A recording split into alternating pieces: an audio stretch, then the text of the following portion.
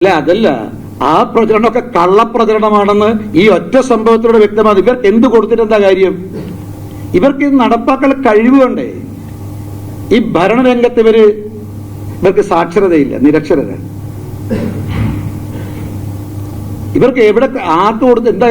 ഈ ഒരു മെഡിക്കൽ കോളേജിന്റെ കാര്യത്തിൽ ഒരു സർട്ടിഫിക്കറ്റ് കൊടുക്കാൻ കഴിവില്ലാത്ത ഗവൺമെന്റിന് എങ്ങനെ എയിംസ് കൊടുക്കുക?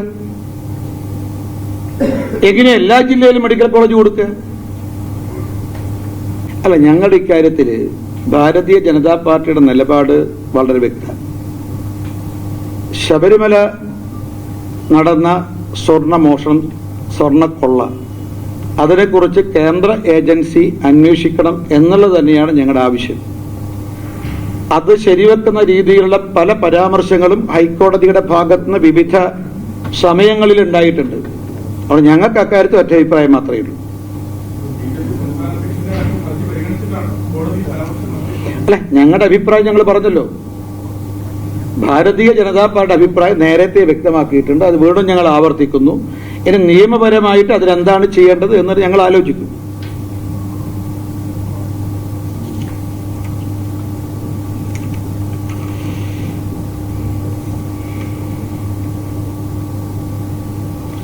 മറ്റൊന്ന്, നമ്മുടെ വെളപ്പിൽ ശാലയില്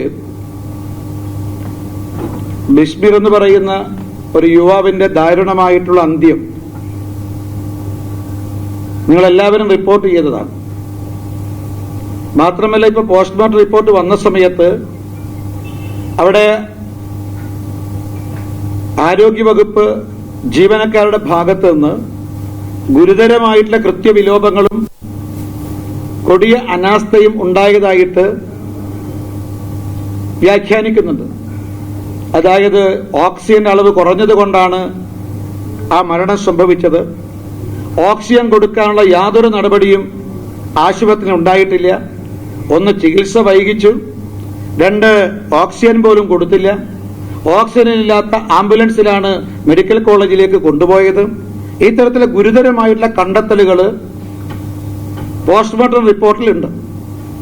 ഇതിനെക്കുറിച്ച് ഡിവൈഎസ്പി റാങ്കിൽ കുറയാത്ത ഉദ്യോഗസ്ഥൻ അന്വേഷിക്കുമെന്ന് മുഖ്യമന്ത്രിയും ഡിജിപിയും ഉറപ്പ് നൽകിയിട്ടും ഇതുവരെ അന്വേഷണം ആരംഭിച്ചിട്ടില്ല.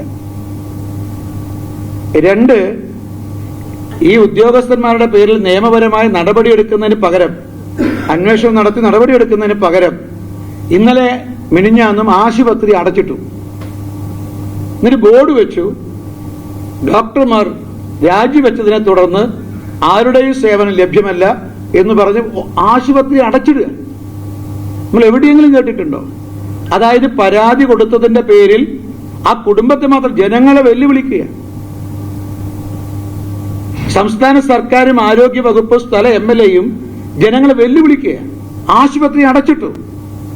യുവമോർച്ചയും അതുപോലെ തന്നെ BJPയും ഒക്കെ സമരവുമായി രംഗത്ത് വന്നപ്പോഴാണ് അടച്ചിട്ട ആശുപത്രി തുറന്ന് മറ്റെവിടെ നിന്നോ 2-3 ഡോക്ടർമാരെ അവിടെ ഇപ്പൊ നിയോഗിച്ചത്.